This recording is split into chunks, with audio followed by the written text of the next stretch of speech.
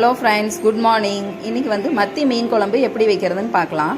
ஒரு வடை சட்டியை வச்சு அதில் கொஞ்சம் எண்ணெய் ஊற்றி, எண்ணெய் காஞ்சதையும் கடுகு போட்டு பொரிஞ்சதுக்கப்புறம் வெள்ளைப்பூண்டு போடணும். வெள்ளைப்பூண்டு நல்லா வணங்கினதுக்கப்புறம் வெங்காயம், தக்காளி, கருவேப்பிலை எல்லாம் போட்டு நல்லா வணக்கி விடணும்.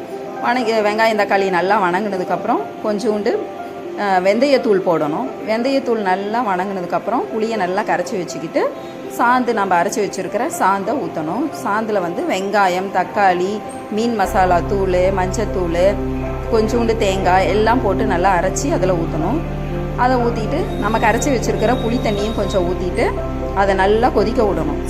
சாந்து நல்லா கொதித்ததுக்கப்புறம் பச்சை வாசம் எல்லாம் நல்லா போனதுக்கப்புறம் குழம்பு சாந்து ரெடியானதுக்கப்புறம் ஒவ்வொரு மீனாக எடுத்து மத்தி மீனை எடுத்து போட்டு நல்லா அதை ஒரு 5 நிமிஷம் நல்லா கொதிக்க விட்டு ஆஃப் பண்ணோம்னா சூப்பரான மத்தி மீன் குழம்பு தயார்.